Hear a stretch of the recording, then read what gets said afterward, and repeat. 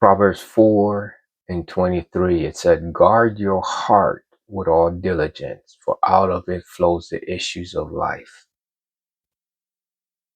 Your heart is your spirit, okay? Your human spirit. Out of your human spirit flows the issues of life. So whatever is influencing your human spirit is either creating the issues in your life. So if your life is being influenced by the world, you're going to have issues. If you're influenced by the Spirit of God, okay, you're going to have spiritual issues. What do I mean by that? Okay. So you're going to have issues either from the spirit, issues from the flesh or the world. Okay. The issues that you will have from the world typically are issues that are problems that is tearing you down. Okay. So problems from the world, problems from the flesh, it tears you down. It is a stronghold. It puts you in bondage. Okay. Spiritual issues, issues that you're going to have from God. Okay. Issues that you're going to have from God. The number one issues that you will encounter from God is this. Romans 12. Do not be conformed to this world, but be ye transformed by the renewing of your mind. The issues that you have, spiritual issues, is the renewing of your mind, meaning that you are going to encounter challenges that is going to renew your mind. Because when you have been conformed to this world, now you have to be transformed from this world. So in other words, your flesh is your sin nature. Okay. When you get born again, we have uh, um, lay aside the sin nature, and now we have picked up the righteousness of God. Okay, so the transition that was made through salvation is no longer is our soul being given over to sin nature. Now it is being given over to the righteousness of God. The problem is that the sin nature has created habits, because that's what sin, that's what the nature of sin is habit. It's a habit form. So fornication is a habit. Alcoholism is a habit. So when you get born again, you know now that those habits are sin and you don't want to do those habits anymore. But the thing about a habit is it stays with you until you have learned how to transform from it and conform to new habit forms. Okay. So now, how do we go from being born again, no longer controlled by the sin nature, but having to deal with the habits of sin, the habits of alcohol? So every time you've been born again, but you still like to drink. You don't want to, but you still do, because it's a habit. You've been born again, but you still fornicate. You don't want to, but you still do, because it's a habit. So my body yearns for it because I'm used to it. I'm used to at 5 o'clock. I'm used to drinking some whiskey or drinking something at 5, or it becomes a habit form. I'm used to meeting these girls on Wednesday, Thursday, on this day. I'm used to fornicating. So it becomes a habit. So every time around that time, you want it because it's a habit. How do you break free from habits? That's a good question. How do you break free from habits? The Lord showed me this a while ago. He showed me, he said, when the enemy wants to put something on you, he doesn't have the power to put anything on you. In other words, he cannot turn you into an alcoholic by the snap of a finger. He does not have the power to do that. What he does is he uses our power against us. He influences us to contaminate our power or to use our power against us. Okay. We have the ability, we have the ability, okay, to answer a problem, or we have ability to create a problem. Okay. So we have the answer or we have the solution in us, but we also have the problem in us. Okay. So the way in which we deal with this habit is we have to understand how the enemy operates. He always, and this is what the Lord showed me, he always have 2 or 3 people in your life. Their job is simply this, is to create a particular atmosphere in your life. Whatever the habit is, their job is to keep that atmosphere in your life, because atmosphere is what drives habits.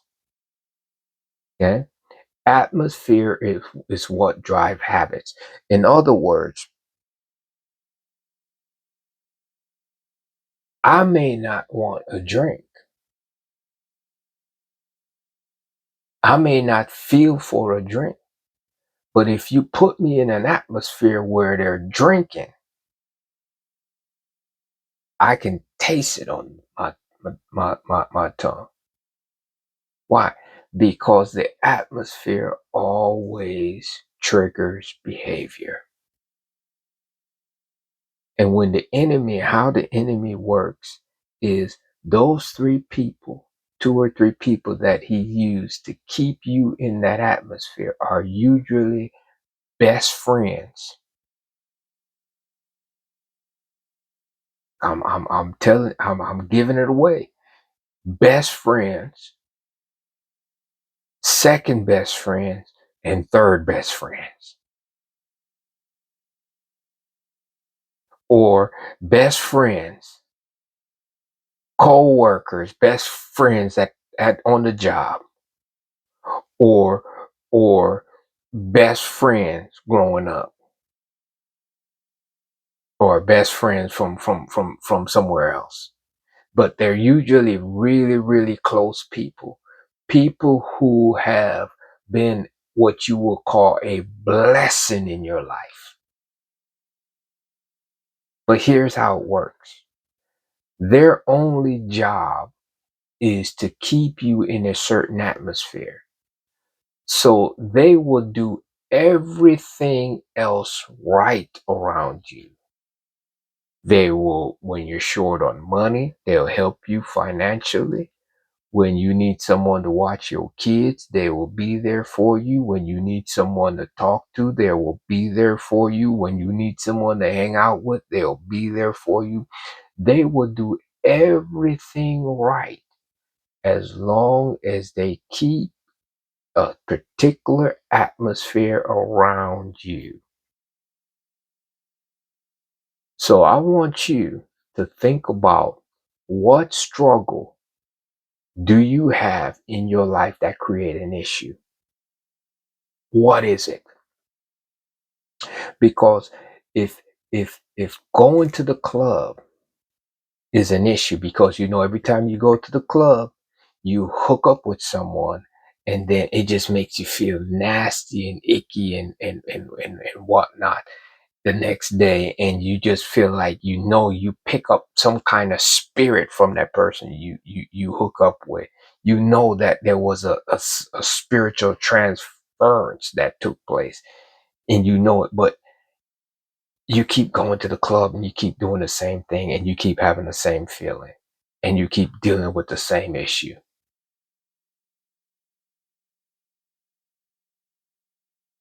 The friend that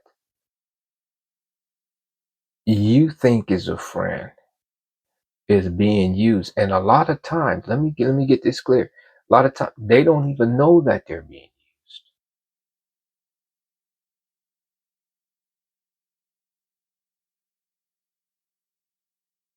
And here's how you deal with this. Okay. Here's how you deal with this. If they're truly a friend, you tell them what the problem is and you tell them what you're trying to get rid of. I don't want to go to the club anymore. We can hang out. We can do whatever. You tell them you don't want to go to the club. You don't want that atmosphere anymore. See how they react to that. And that will let you know whether they're truly a friend or whether they're working for the enemy.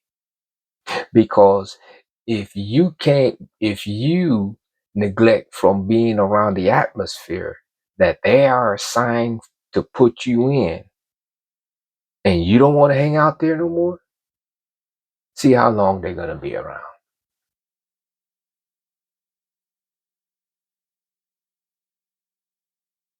I'm showing you how to deal with these issues. Okay? So identify the issues in your life. Where are they coming from? The atmosphere that you have put yourself in, okay? And who has been assigned to you to keep you in that atmosphere. After you have located that, you have to be disciplined now to either cut those relationships off, or or you have to be disciplined to no longer put yourself in those atmospheres. So you have to put up barriers. Every Thursday night your friends are going to want to come over. You just have these friends that you just hang out with every Thursday night. We go into the club.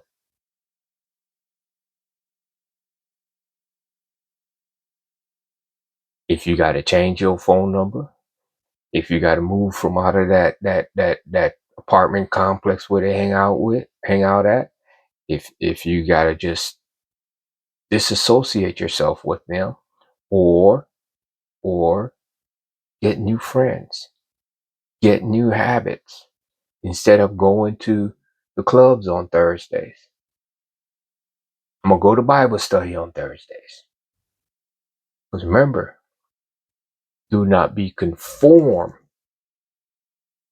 to this world, but be ye transformed by the renewing of your mind. Do not be conformed to the environment of this world, but be ye transformed into the environment of Christ. Because Christ do what? Christ builds you. The world tears you down. So put yourself in environments that's going to cause you to flourish, not cause you to be torn down.